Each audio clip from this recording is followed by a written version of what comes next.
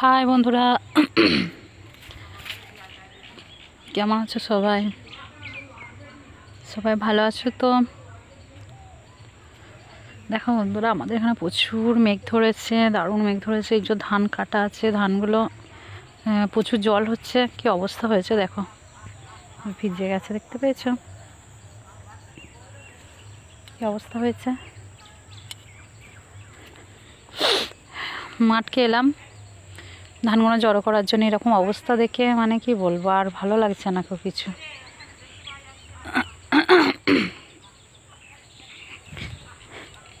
যদি বা একটু হলো তাও আবার, আর বছরে তো ধান তো একদমই হয় না, এবছর যদি বা একটু হয়েছে তাও অবস্থা একদম খারাপ হয়ে গেছে। এটা দেখতে পাচ্ছ, এই যে ধানগুলো কাটা হয়েছে, এগুলো করবো ভাবছিলাম, তুলবো ভাবছিলাম, ধানগুলো জড়ো করবো ভাবছিলাম। ভিজে গেছে, এখন আর করা যাবে না, এখন রেখে দিতে হবে। এখন দিন কত শুকুতে হবে, তারপরে আবার করা যাবে।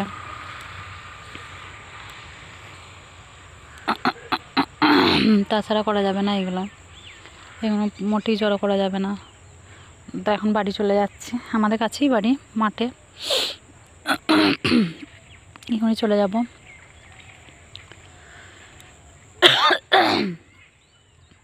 ভেবেছিলাম চান করে এসে খেয়ে দিয়ে ধানটাকে জড়ো করে দেবো, হলো না কো, আর কিছু করার নেই। এবারে চলে যাচ্ছি। দেখো কি অবস্থা, প্রচুর মেঘ ধরেছে, আমাদের এখানে প্রচুর মেঘ ধরেছে। তোমাদের এখানে কীরকম অবস্থা সবাই কমেন্টস করে জানাবে।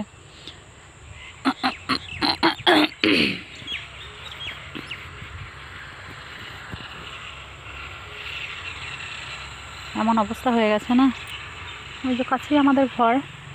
তো ধানটা ভেবেছিলাম জড়ো করে দেবো, জড়ো করা হলো না। ছেলেটা আসছিল, ওকে বারণ করলাম যে আসিস না এখন, কীরকম অবস্থা দেখি তারপর তখন জড়ো করব। এই যে অবস্থা, জড়ো করা যাবে না, এখন বাড়ি চলে যাচ্ছে।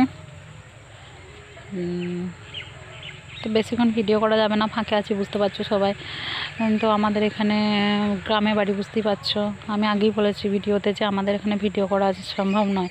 তো এখানে মানুষ খুবই একটু ভিডিও করলে আর করলে সব আড়াল থেকে দেখবে, হ্যাঁ, যে কি করছি, কি কথা বলছি, আবার নানান কথা, প্রচুর কথা মানুষের এখানে। তো এখানে বেশিক্ষণ ব্লগ করতে পারছি না। চলে যাব আমাদের ঘরের কাছেই মাঠ, এই যে দেখতে পাচ্ছ, এই যে কত বাড়ি, এই যে ওরা সব দেখলে সব বিরাট করে, বলবে হ্যাঁ বাবা ভিডিও করছে, হবে সে হবে, এরকম বলবে, খারাপ করে বলবে। তো বেশিক্ষণ ভিডিও করা যাবে না এখানে। গ্রামে বাড়ি মানে বুঝতেই পারছো কী অবস্থা এখানে। তো এখানে ভিডিও করাটা কেউ ভালো চোখে দেখে না, ভালো চোখে কেউ নেয় না। সবাই ভাবে যে সোশ্যাল মিডিয়া মানে খুব খারাপ জিনিস।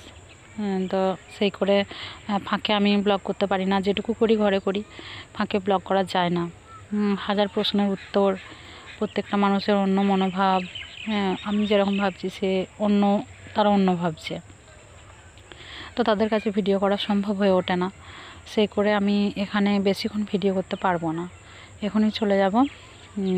তো আর একটা ছবি তুলবো থাম্বনেল বানানোর জন্য, ছবিটা তুললে এখন চলে যাব এখান থেকে। একটু শুকুক, তারপরে ধানটা জড়ো করবে। এখন তো আর জড়ো করা যাবে না। দেখো ছাগলে খাচ্ছে, এই যে ওইদিকে ছাগলে খাচ্ছে, ওটা তাড়াবো, তাড়িয়ে ধানটা জড়ো একটা ছবি তুলে নিয়ে চলে যাব। প্রচুর খাচ্ছে ছাগলেতে ধানগুলো, সেই করে ভেবেছিলাম যে শুকিয়ে গেছে, একটু করবো, ওর জন্য এসে বসে আছি মাঠে। তো ধানগুলো যদি খেয়ে নেয়, আমাদের শুধু এইটা থেকেই সব কিছু, ধান থেকেই সব কিছু। আমাদের রোজগার খুব কম, তো রোজগারটা আমাদের একদমই কম, সেই করে আমাদের ধান থেকেই সব কিছু। ছেলেকে যদি আমরা ভাবি যে কোনো কিছু করবো, সেই ধান বিক্রির কথা ভাবতে হয়। বড় কিছু যদি করাতে চাই, টিউশনির পড়াশোনা, এগুলো সব আমরা দুজনে যা রোজগার করি আমাদের হয়ে যায়। তো বড় যদি ভাবি যে কম্পিউটার দেবো বা কিছু, সেটা আমাদেরকে ধান থেকেই করতে হয়।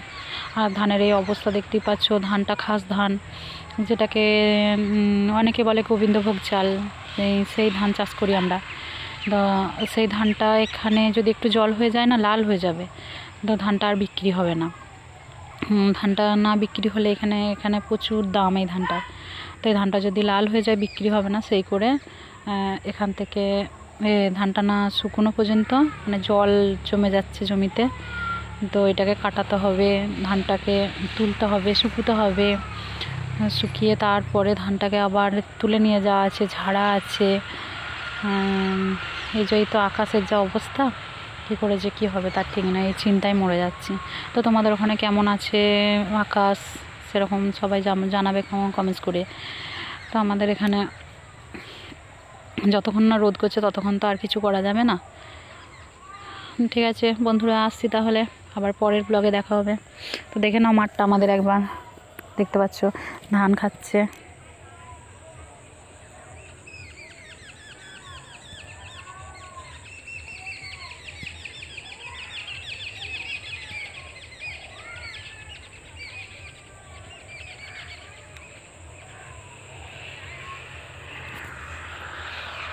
দেখতে পাচ্ছ বন্ধুরা কি অবস্থা এখানে।